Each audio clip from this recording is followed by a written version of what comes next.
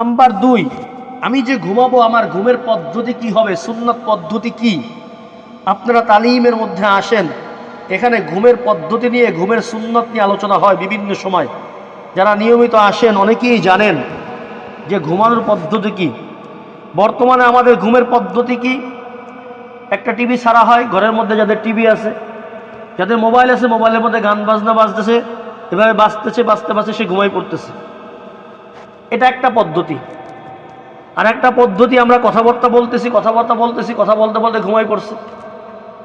আর একটা পদ্ধতি আছে যেটা আল্লাহ রসুল আপনাকে আমাকে শিক্ষা দিয়েছেন, সেটা হলো রাত্রে যখন এশার নামাজ পড়া হয়, এশার নামাজের পরে দুনিয়াবি কথাবার্তায় লিপ্ত হওয়া, আল্লাহ রসুল বলেছেন এটা নিষেধ, হারাম, দুনিয়াবি কথাবার্তায় লিপ্ত হওয়া।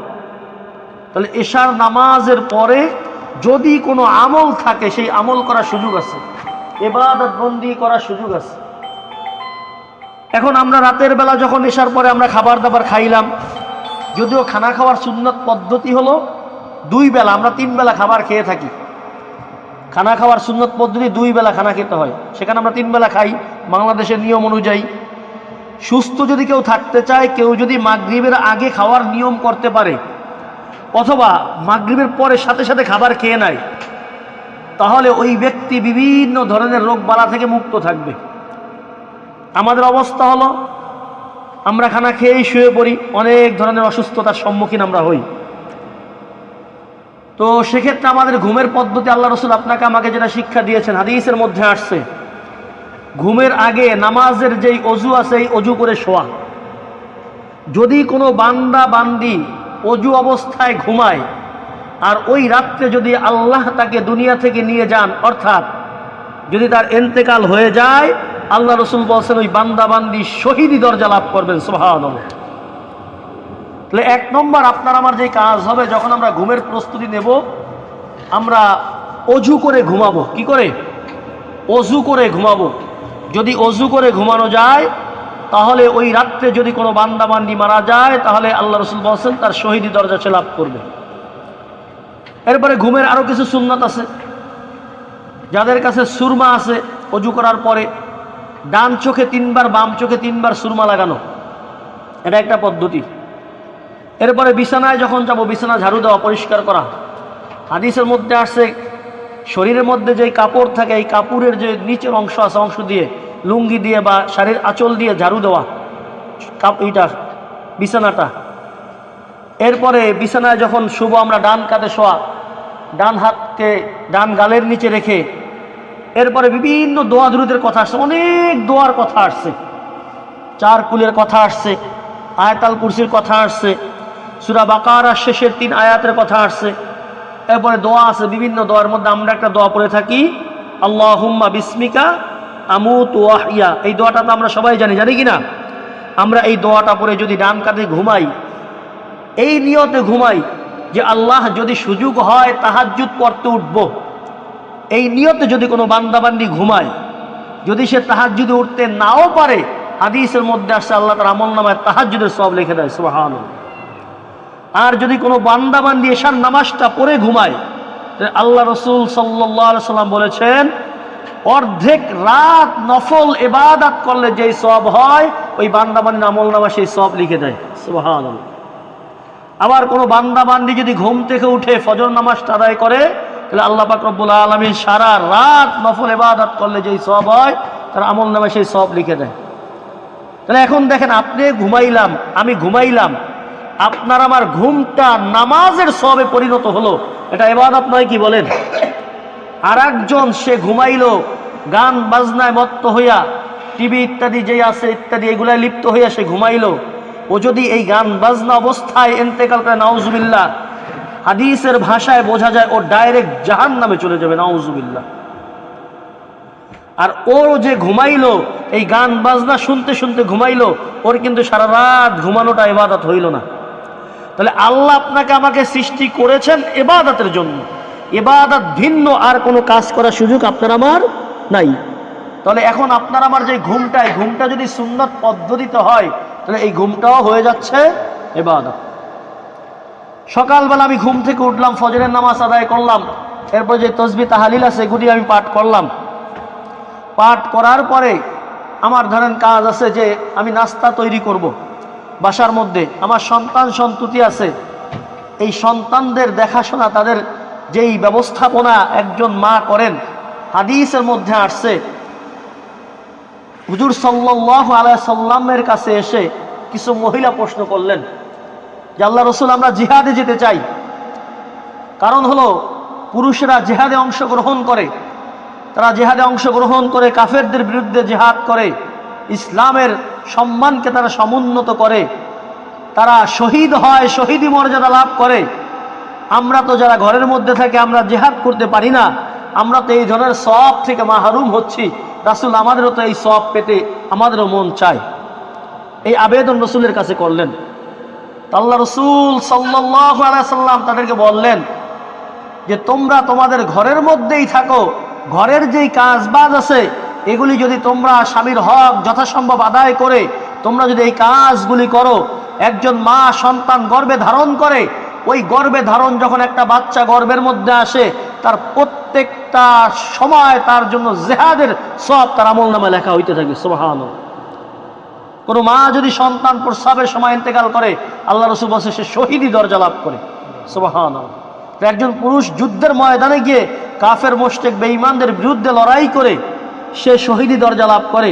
আর একজন মা ঘরের মধ্যে থেকে ঘরের কাজ বাদ যদি সে আল্লাহর কৃতজ্ঞতা শুকরিয়া আদায় করে, স্বামীর কৃতজ্ঞতা আদায় করে যদি সে ঘরের কাজ বাস যথাযথভাবে আদায় করে, স্বামীর হক সন্তানের হক সে আদায় করে, আল্লাহর রাসূল বলছেন ওই সে ঘরে থেকেই সে জিহাদের সওয়াব পেতে থাকে।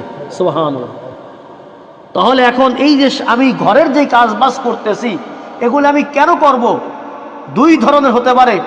একটা হলো আমি এই নিয়ত করলাম আমার কোনো উপায় নাই, কি করব, স্বামীর যত না, স্বামীর ঘরে ভাত খেতে হবে এই জন্য কাজ করি, না করলে স্বামী ভাত দিবে না এই জন্য আমি কাজ বাস করি, এটা এক ধরনের হতে পারে। বাপের বাড়ি গেলে এখন আমার জায়গা নেই, বিবাহ দিয়ে দিয়েছে, আমি দায় থেকে কোনো উপায়ন্তু নাই এই জন্য আমি কাজ করি, এই নিয়ত একটা কাজ হতে পারে।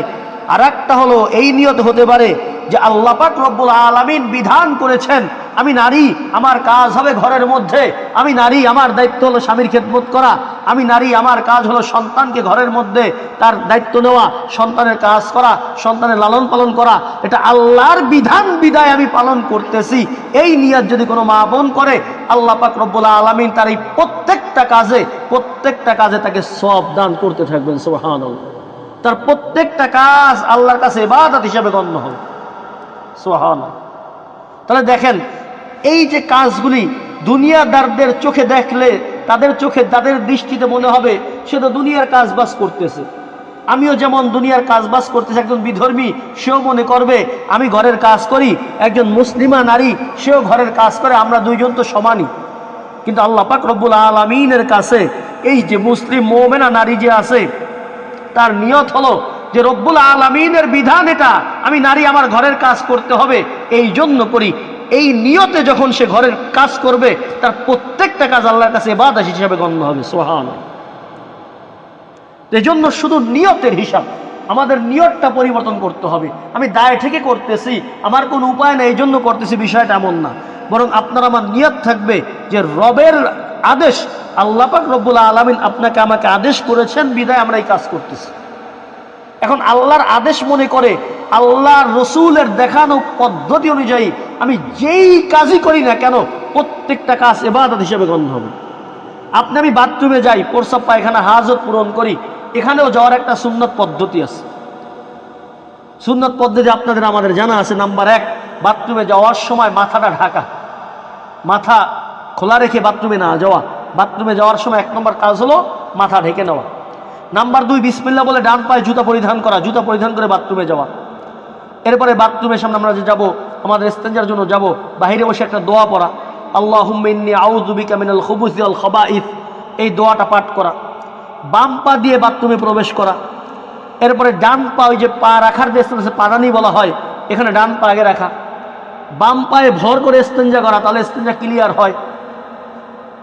বাথরুমে বসে কোনো কথাবার্তা না বলা, কোনো ধরনের কোনো আওয়াজ না করা। কাজ শেষ হলো, এরপর ঢেলা ব্যবহারের যে পদ্ধতি আছে, ঢেলা ব্যবহারের যে পদ্ধতি, টিস্যু ব্যবহারের 3টা টিস্যু নিয়ে ডান দিক থেকে সামনের দিক থেকে পিছনের দিকে প্রথম ঢেলাটা ব্যবহার করা, এরপরে পিছনের দিক থেকে সামনের দিকে, আবার সামনের দিক থেকে পিছনের দিকে, এই 3টা ঢেলা ব্যবহার করে এরপরে পানি খরচ করে আবার ডান পা দিয়ে বের হয়ে দোয়া পড়া। এই যে আমি বাথরুমের কাজ করলাম, এটা কার প্রয়োজন মিটাইলাম বলেন? আমার অস্থিরতা, আমার শরীর ভালো লাগে না, আমি যদি এখন ইস্তেঞ্জা না যেতে পারি, আমার ইস্তেঞ্জার চাপ আছে, এটা আমি আমার শরীরের প্রয়োজন মিটাইলাম। কিন্তু যখন সুন্নত পদ্ধতিতে মিটাইলাম, আমার এই বাথরুম করাটাও ইবাদত হয়ে গেল। এই কারণে আল্লাহর কাছে আমার সওয়াব লেখা হবে। সুবহানাল্লাহ। আল্লাহ পাক রব্বুল আলামিন বড় দাতা, সর্ব অবস্থায় বান্দাবান্দিকে আল্লাহ দিতে চান। বান্দাবান্দি তোমার কত প্রয়োজন আমি তোমাকে দিব। আল্লাহ কত দিবেন জানেন? আল্লাহ কোরআনের মধ্যে বলেন, ওয়া আতাকুম মিন কুল্লি মা সাআলতুম। সুবহানাল্লাহ। বলেন ওয়া আতাকুম, তিনি ওই রব যিনি তোমাদেরকে দান করেছেন, মিন কুল্লি মা সাআলতুমু, তোমরা যা চাও সব তোমাদেরকে আল্লাহ পাক দিয়ে দিবেন। সুবহানাল্লাহ। এই আয়াতের 2টা ব্যাখ্যা। নাম্বার 1, বান্দাবান্দি যা চায়, চাই ভালো চাক মন্দ চাক, কল্যাণের বিষয় চাক অকল্যাণের বিষয় চান, আল্লাহ সব কবুল করেন এবং সব দিয়ে দেন। সুবহানাল্লাহ। তাহলে কিভাবে দেন? দেওয়ার পদ্ধতি আছে ভিন্ন ভিন্ন। আমরা তো মানুষ, আমরা বুঝি না। আপনি আমি বুঝি না আপনার আমার জন্য কোনটা কল্যাণ করার কোনটা ভালো, এটাও কিন্তু আপনি আমি জানি না। হঠাৎ রাগ হয়েছে, ছেলে মেয়ে দুষ্টামি করছে, আমরা বলে ফেলাই আল্লাহ এতগুলা চোখে দেখে, আমারটা চোখে দেখে না, এটা নিয়ে যেতে পারে না। বলি কি বলি না? এমন অনেক সময় বলে ফেলাই, এমন কথা বলি। বাবা মা যারা আছে তাদের খুব সাবধান থাকতে হবে। সন্তানের ব্যাপারে কথাবার্তা বলার ক্ষেত্রে খুব সাবধানভাবে বলতে হবে। কারণ মানুষ মোমেন যেই কথা বলে তার প্রত্যেকটা দোয়া কবুল হয়ে যায়। সুবহানাল্লাহ। কবুলের পদ্ধতি ভিন্ন ভিন্ন আছে। হাদিসের মধ্যে আসছে, বান্দা বান্দি যখন দোয়া করে, যেই দোয়াই করে আল্লাহ দুনিয়ার মধ্যে সাথে সাথে তাকে দিয়ে দেয়। সুবহানাল্লাহ। দুনিয়ার মধ্যে সাথে সাথে দিয়ে দেয়। এখন দেখা যায় অনেক সময় অনেকে সন্তান মারা যায়, অ্যাক্সিডেন্ট করে মারা যায়, তখন আবার অভিযোগ করি আল্লাহ আর কেউ চোখে দেখলো না, আমারটা নিয়ে গেল। অথচ আমি কিন্তু অনেকবার বলছি আল্লাহ আমার এটা উঠাই নিতে পারে না। ওই যে আপনার আমার মুখ থেকে বের হয়েছে, আল্লাহ এটাকে চোখে দেখে না, ওই যে বদদোয়াটা কবুল হয়ে গেছে, আল্লাহ আপনার আমার জীবদ্দশায় সন্তানকে দুনিয়া থেকে উঠাই নিতেছে। এই জন্য কখনো সন্তানদের বদদোয়া হয়, সন্তানদেরকে বেয়াদব, এটা মরতে পারে না, এটা গাড়ির নিচে পড়তে পারে না, এই ধরনের কথা কখনো আমরা বলবো না। মনে থাকবে আমাদের, খুব সাবধান, খুব সাবধান। মানুষ আমরা তো বুঝি না আমাদের জন্য কি দরকার। এই আয়াতের সরল ব্যাখ্যায় বুঝে আসে মানুষ যা চায় আল্লাহ সব দিয়ে দেন। কিন্তু মুফাসসির ইকরাম বলছেন যে না, মানুষ যা চায় আল্লাহ সব দেন না, বরং মানুষ যা চায় এর মধ্যে মানুষের জন্য যেটা কল্যাণকর আল্লাহ সব দিয়ে দেন। সুবহানাল্লাহ। যা দরকার, ও আতাকুম মিন কুল্লি মা সাআলতুম। তাহলে কিভাবে দেন কল্যাণকর? মানুষ যখন মনের কষ্টে, মনের ব্যথা নিয়ে আল্লাহর কাছে বলে, এই কষ্টের কথা বলে, মানুষ আল্লাহর কাছে চায়, তখন এমন হয় যে এটা যদি বান্দা বান্দিকে আল্লাহ দিয়ে দেন তাহলে বান্দা বান্দি কষ্টে পড়ে যাবে, আল্লাহ পাক ওইটা দেন না। তাহলে আপনি আমি যে মনের ব্যথা নিয়ে আল্লাহর কাছে দোয়া করলাম, তাহলে আল্লাহ আমার ডাকে কি সাড়া দিলেন, আল্লাহ আমার মনের ব্যথা কি শুনলেন? হাদিসের মধ্যে আসছে যখন মানুষ কোনো কিছু চায়, যদি সেটা কল্যাণকর হয়, হয়তো আল্লাহ তাকে দুনিয়ার মধ্যে এটা দিয়ে দেন, অথবা এমন হয় যে আল্লাহ তাকে দেন না, এটাকে আল্লাহ পাক রব্বুল আলামিন জমা করে রাখেন সওয়াবের আকারে। সুবহানাল্লাহ। কিয়ামতের দিন যখন হিসাব নিকাশ হবে, তখন আল্লাহ পাক রব্বুল আলামিন বান্দাবান্দির সামনে এরকম পাহাড়ের মতো উঁচু হয়ে থাকা এরকম সওয়াবের এই উঁচু ঢের এটা তাদের কাছে পেশ করবে। ও আমার বান্দা, ও আমার বান্দি, এটা তোমার সওয়াব, তুমি দেখো, নাও, তুমি নাও। তখন তারা বলবে আল্লাহ এত বড় সওয়াবের কাজ তো আমি দুনিয়ায় কিছু করি নাই, এত সওয়াব আমার কোথা থেকে আসলো? তখন আল্লাহ পাক রব্বুল আলামিন বলবে, ও আমার বান্দা, ও আমার বান্দি, দুনিয়ার মধ্যে অমুক সময় তোমার মনে ব্যথা, তোমার অন্তরে ব্যথা লেগেছিল, তুমি একটা কোনো কষ্ট পেয়েছিলে, তুমি আমার কাছে দোয়া করছিলে, আল্লাহ তুমি আমার দুনিয়া থেকে উঠাই নিয়ে যাও, আমার দুনিয়ায় থাকতে মন চায় না। ওই যে তোমার ব্যথা নিয়ে তুমি মনের মধ্যে আমার কাছে একটা দোয়া করছিলা, ওই দোয়াটা তো আমি রব্বুল আলামিন দুনিয়ায় কবুল করতে পারি নাই, কিন্তু তোমার যে মনের ব্যথা ছিল আমি রব্বুল আলামিনের কাছে ব্যথা পেশ করছো, ওই ব্যথাটাকে আমি দুনিয়ার মধ্যে না দিয়া আখিরাতে সওয়াবের আকারে জমা করে রেখেছি। সুবহানাল্লাহ। তখন সমস্ত বান্দা বান্দি বলবে, ও আল্লাহ, দুনিয়ার মধ্যে যদি একটা দোয়াও কবুল না করতা, সব যদি আখিরাতে রাইখাতে তা কতই না ভালো হইতো। সুবহানাল্লাহ। এখন আপনার আমার দোয়া কবুল হয় না, মনে হয় আপনি আমি আল্লাহর কাছে চাইয়া পাই না। আল্লাহর উপর কত অভিযোগ আপনার আমার, আল্লাহ তোমার কাছে এই জিনিসটা আমি কতবার চাইলাম, তুমি এত মানুষকে দাও, অমুককে দিলা তমুককে দিলা, আমাকে কি তুমি একটু চোখে দেখো না? ও মালিক তুমি আমাকে ভালোবাসো না, আমাকে কেন দাও না? এরকম কত অভিযোগ আমরা করি, করি কি করি না? অভিযোগ আমরা করবো আল্লাহর কাছে, আল্লাহর কাছে অভিযোগ করব, সমস্যা নাই। যদি পাই আলহামদুলিল্লাহ, না পাইলে আখেরাতে আপনার আমার জন্য সওয়াব আকারে এটা জমা হয়ে থাকবে ইনশাআল্লাহ। কথা বুঝে আসছে? এই জন্য দোয়া করা ছাড়া যাবে না, দোয়া সবসময় করব। বাকি সন্তানদের ব্যাপারে কখনো বদদোয়ামূলক কোনো শব্দ ইনশাআল্লাহ বের করব না। যদি বের করা হয় তাহলে সেটা আল্লাহর কাছে কবুল হয়ে গেলে হয়তো আপনার আমার জীবদ্দশা সন্তানটা দুনিয়া থেকে চলে যাইতে পারে, তখন কিন্তু মনের ব্যথার প্রকাশের কেউ থাকবে না। কার কাছে প্রকাশ করব তখন?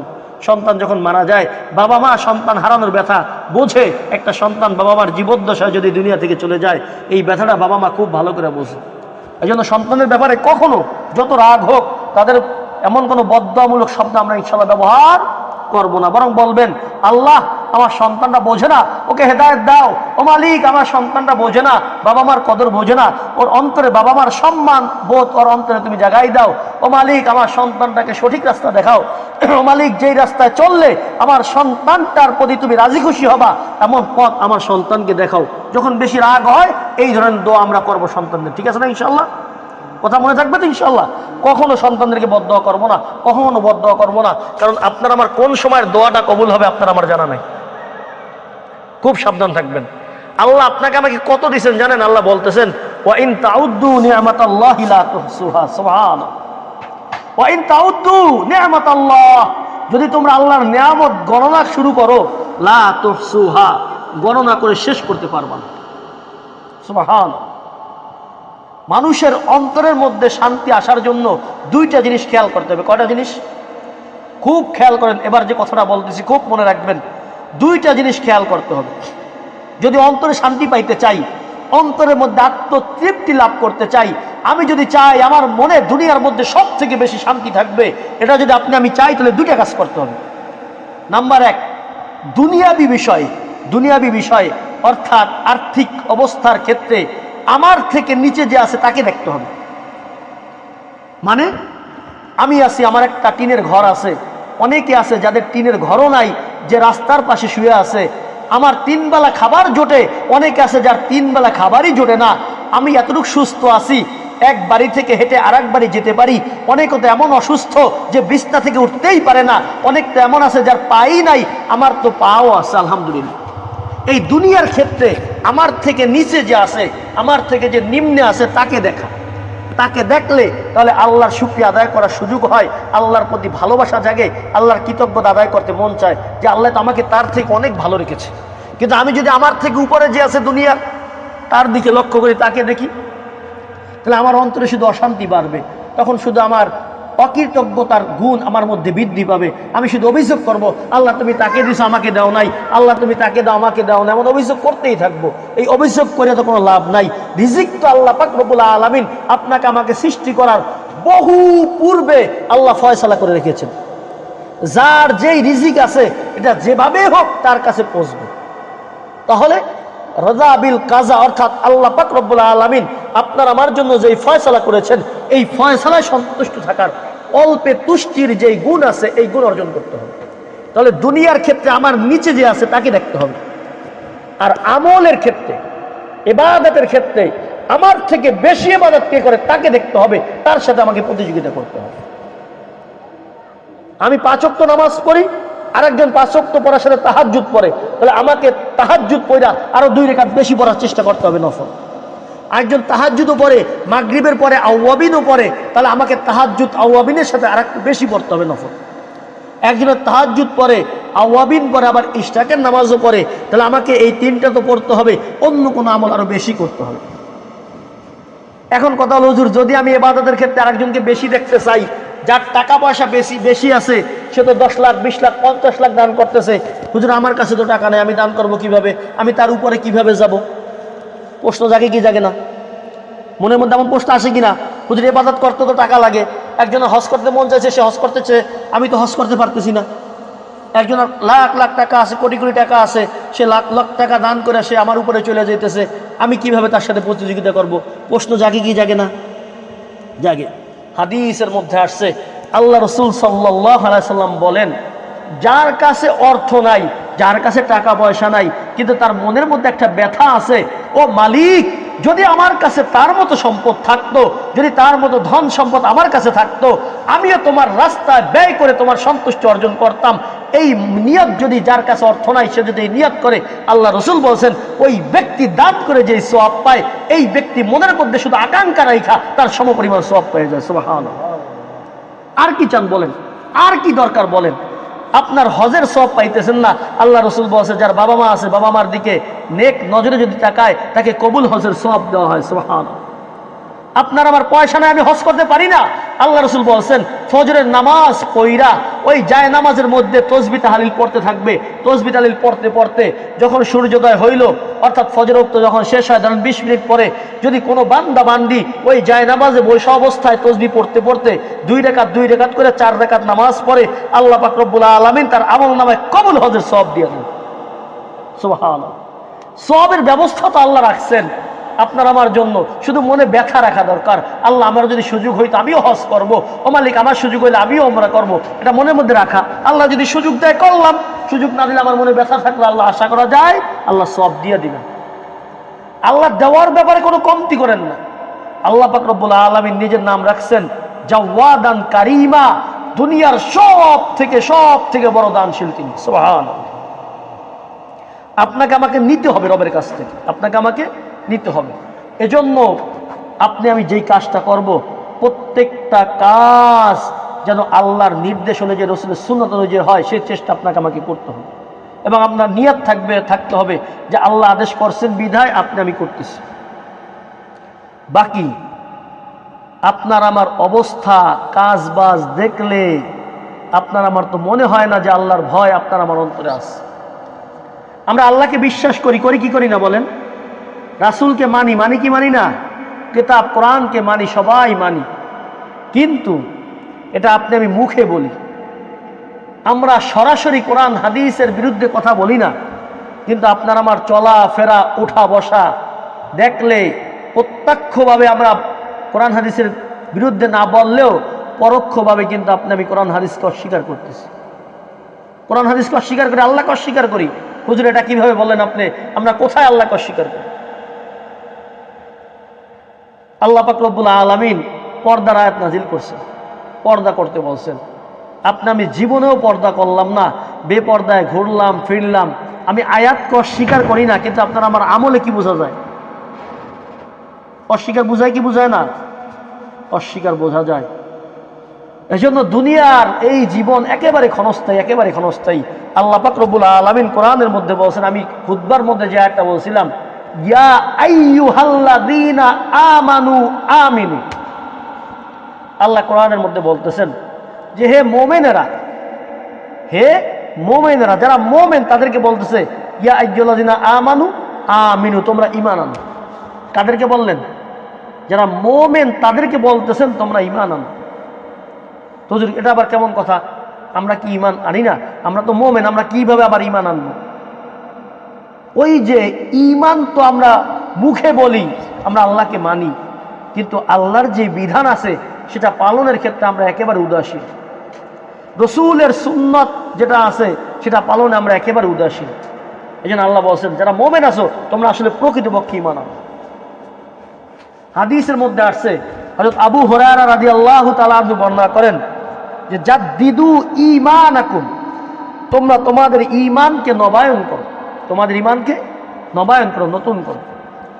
কিলা ইয়া রাসূলুল্লাহ ওয়া কাইফা নুজাদ্দিদু ঈমানানা, ও রাসূল আমরা ঈমানকে নবায়ন কিভাবে করব? ঈমানকে নতুন কিভাবে করব? ঈমানকে সুসজ্জিত কিভাবে করব?